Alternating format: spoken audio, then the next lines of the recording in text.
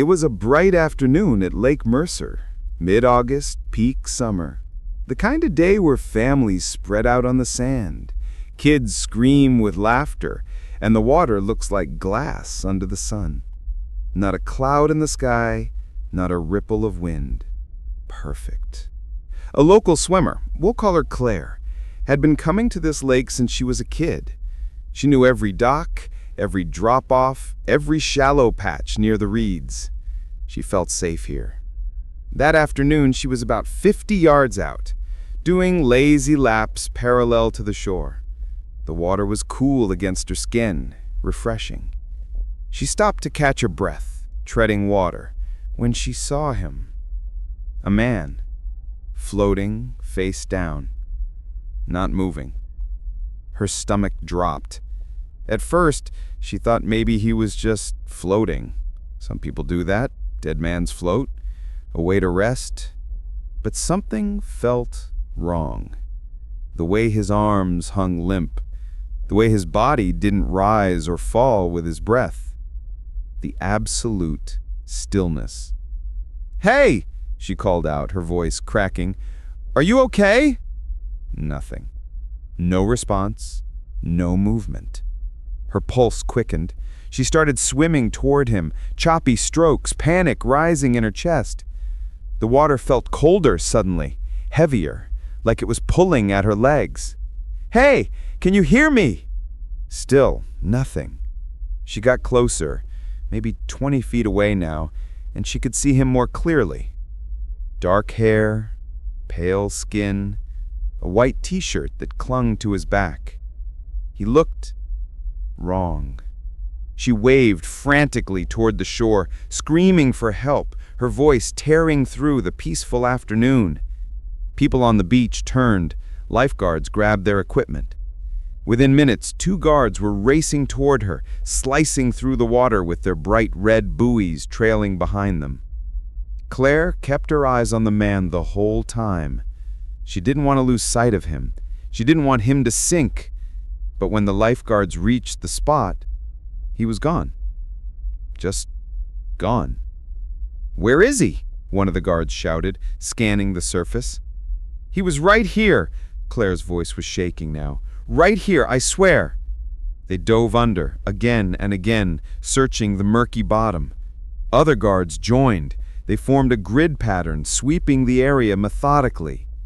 Nothing. Nobody. No clothing, no shadow beneath the surface. They expanded the search, checked the shoreline, radioed for backup. For over an hour, they combed that lake and found absolutely nothing. Claire sat on the beach afterwards, wrapped in a towel, shivering despite the heat. The lifeguards didn't doubt her. They could see it in her eyes, the look of someone who's just seen something they can't unsee. But the lake? It kept its secret. And Claire? She hasn't gone back in the water since. Some nights, she still dreams about him. That pale face, those limp arms, and the way he just vanished, like he was never there at all. This one comes from a public pool in Arizona. Brutally hot. The kind of heat that makes the asphalt shimmer and sends everyone running for water.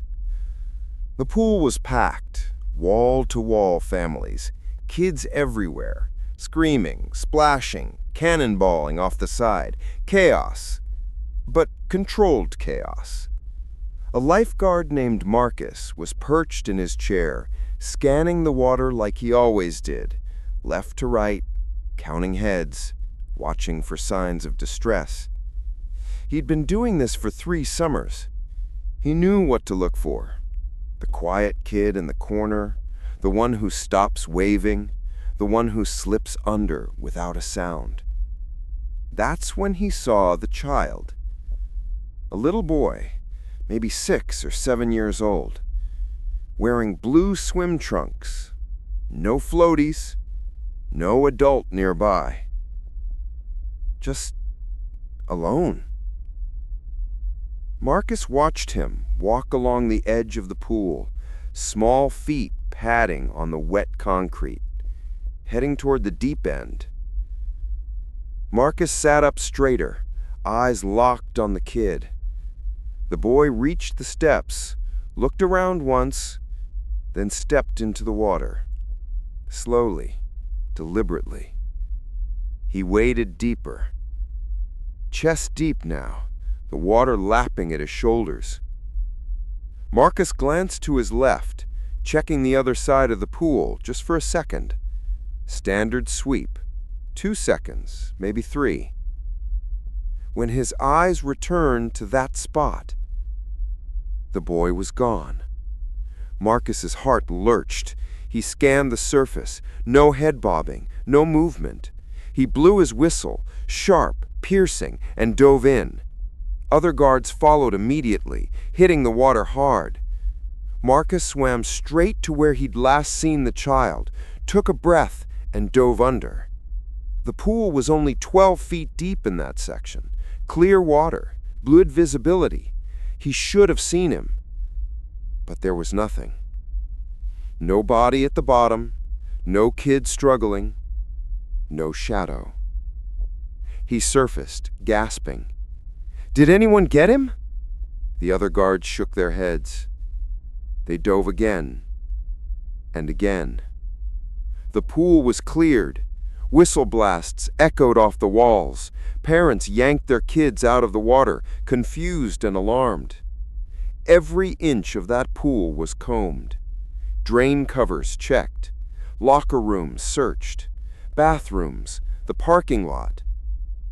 Nothing. No missing child. No panicked parent looking for a lost son. No one had even reported a kid in blue swim trunks. Marcus sat on the edge of the pool afterward, dripping wet, hands shaking. His supervisor pulled the security footage. They went back, watched the timestamp, the exact moment Marcus saw the boy walk to the pool. And here's the thing that still makes Marcus's skin crawl. The camera never showed a child entering the water. Not at that time. Not anywhere near the deep end. In fact, the footage showed no children matching that description at the pool at all that day. But Marcus saw him. He's absolutely sure of it. He saw the blue trunks, the wet hair, the way the boy looked around before stepping in. He saw him.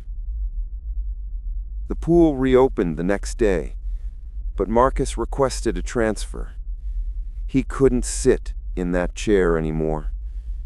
Couldn't stop staring at that spot in the deep end, waiting for the boy to come back. This happened at a sleepaway camp in Vermont, deep in the woods, surrounded by pines, the kind of place where cell service cuts out, and the stars are so bright it feels unreal. A counselor named Ethan had just finished lights out with his group of middle schoolers. 12 kids, all tucked into their bunks, flashlights confiscated, whispering is dying down. It had been a long day. Hikes, canoeing, a bonfire that ran late, and Ethan was completely drained. He did a final count-head, checked the door, made sure the windows were latched. Everything was secure. He crawled into his bunk around midnight, still in his clothes, too tired to care. The cabin was silent, except for the soft, rhythmic breathing of sleeping kids, the creak of old wooden beams settling in the night air, the distant hoot of an owl. Peaceful. Ethan closed his eyes, and then at 2:47 a.m., something woke him. A voice. Quiet. Close. Whispering his name. Ethan. His eyes snapped open. The cabin was dark.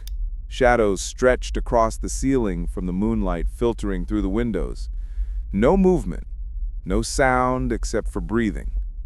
He lay still, listening. Probably just dreaming, Or maybe one of the kids is talking in their sleep. He started to close his eyes again. Ethan. There it was, right beside his ear. So close, he could feel the breath. His entire body went rigid.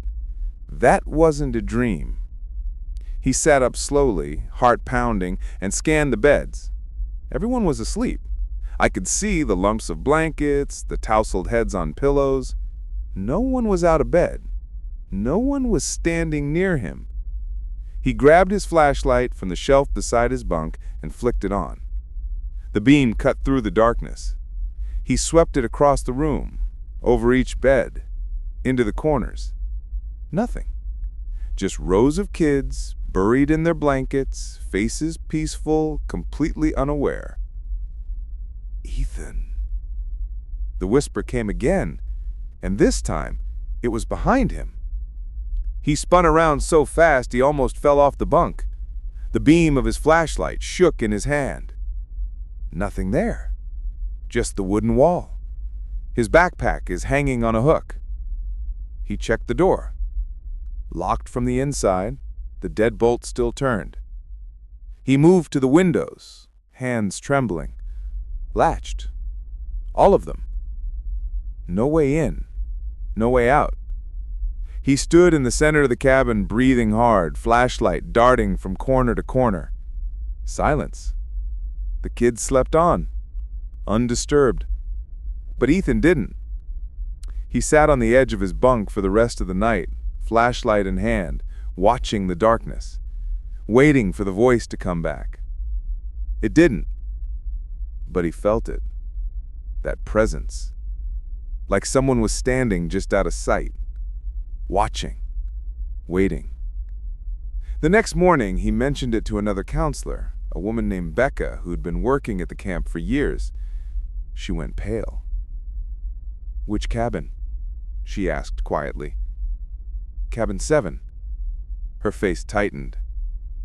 "The same thing happened to me 3 nights ago." Ethan felt his stomach drop. "What do you mean?" "She woke up to someone whispering my name, over and over, but no one was there." She looked at him, eyes serious. "I checked everything. Doors, windows, all locked. Kids were asleep." "Did you tell anyone?" She shook her head. "Who would believe me?" Ethan didn't sleep in cabin 7 again. Neither did Becca. But the whispers, other counselors have reported them since. Always at night, always around 2:47 a.m. Always the same thing. A soft, close voice calling their name. And when they turn around, nothing's there. A woman named Jenna was on vacation in Florida. Solo trip, first time traveling alone in years. She'd picked a quiet beach town on the Gulf Coast, the kind of place with pastel-colored buildings, seafood shacks, and a boardwalk that stretched along the water. It was exactly what she needed: peaceful, restorative. She spent her days reading on the beach, her evenings walking the boardwalk with an iced coffee in hand. No schedule, no stress, just her and the ocean breeze. On her 4th night there, she was strolling along the wooden planks, watching the sunset paint the sky in shades of orange and pink. Her phone was in her hand. She'd been taking pictures of the view. Then it buzzed. A text from an unknown number. No area code she recognized, no message, just a photo. She opened it, and her blood ran cold. It was her, standing on the boardwalk, right where she was, right now, taken from behind. She could see herself clearly, the white sundress she was wearing, the coffee cup in her left hand, the way her hair was pulled into a messy bun. The photo had been taken maybe 10 seconds ago. Her chest tightened. She spun around, scanning the crowd. Tourists everywhere, families, couples holding hands, a guy selling airbrushed t-shirts. No one was looking at her. No one was holding up a phone. Her hands were shaking now. She stared at the photo again, zoomed in, trying to see who took it, trying to see a reflection, a shadow, something. Nothing. Just her back, and the empty boardwalk stretching ahead. Her phone buzzed again. She flinched. Another photo. This time closer. Zoomed in on the back of her head, on the nape of her neck. Taken maybe 10 seconds after the first. Her heart was hammering now. She started walking, faster, weaving through the crowd, eyes darting over her shoulder. Buzz, buzz, buzz. Photo after photo. Each one taken seconds apart, each one tracking her. Getting closer. She ducked into a brightly lit restaurant, chest heaving, and locked herself in the bathroom. Her phone wouldn't stop buzzing. She pulled it out with trembling hands. 12 new photos. All of her. Walking, running, looking back. The last one was taken from outside the restaurant, through the window. She could see herself in the frame, standing just inside the door. Jenna called the police. They arrived within 20 minutes, took her statement, reviewed the photos. When they pulled up the metadata, they went quiet. Ma'am, these photos? They're all taken from your phone. What? The EXIF data, the ID? It's all coming from the phone you're holding. Jenna stared at him. That's impossible. I didn't take these. I believe you, but according to this, the photos were taken with your camera and sent to yourself. She felt the room tilt. How? The officer shook his head. I don't know. They checked for spyware, malware, remote access. Nothing. Her phone was clean, but the photos were real. And the number? When they tried to trace it, it didn't exist.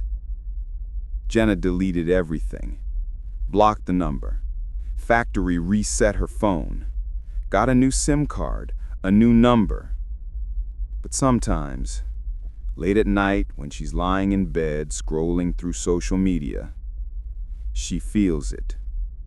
That crawling sensation, like someone's watching, like someone standing right behind her, holding up a camera. And she doesn't dare turn around. A beachgoer in North Carolina, let's call him Ryan, had driven down to the Outer Banks for a long weekend. Solo trip. He needed to break. He found a stretch of beach that wasn't too crowded, just a handful of people scattered across the sand, far enough apart that it felt private. Perfect. He set up his towel, threw on some sunscreen, and lay back. The sun was strong. The sound of waves was hypnotic. Within minutes, he felt himself drifting.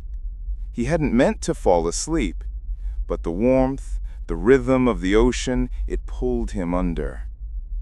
When he woke up, the sun had shifted. His skin felt tight and warm, a little too warm. He sat up, rubbing his eyes, and checked his phone. An hour had passed. He stretched, yawned, reached for his water bottle, and that's when he noticed footprints in the sand, circling his towel, over and over and over. A tight loop, maybe 3 feet away from where he'd been lying. Bare feet, adult-sized. Ryan's heart started to pound. He stood up slowly, looking around. The beach was still mostly empty. A couple walking their dog, a family packing up their things, no one close, no one within 100 yards. He looked back down at the footprints. They were deep, fresh. The sand was still slightly damp from the pressure. Whoever made them had been here recently, while he was asleep. He crouched down, following the trail with his eyes. The prints spiraled around his spot at least a dozen times, Tight circles, methodical, deliberate, like someone had been pacing, watching him. And then they stopped, right at the edge of his towel, as if someone had been standing there, staring down at him, for who knows how long. Ryan's skin prickled. He stood and followed the prints, trying to see where they led. They didn't go back toward the parking lot. They didn't head toward the dunes. They went straight into the ocean and stopped. Just ended at the waterline, as if whoever made them had walked into the waves and never come back out. Ryan looked out at the water. The surface was calm, gentle swells rolling in. No one is swimming, no one wading, just empty blue. He stood there for a long moment, heart still racing, staring at those footprints. Then he packed up. Didn't fold his towel, didn't bother with his cooler. Just grabbed his stuff and left. He drove home that same day. Hasn't been back to that beach since.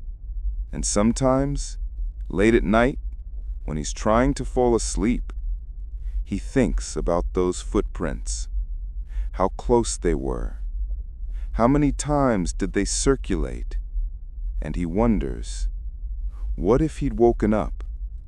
What if he'd opened his eyes and seen who was standing there? Would they have stopped? Or would they have just kept circling, closer and closer and closer?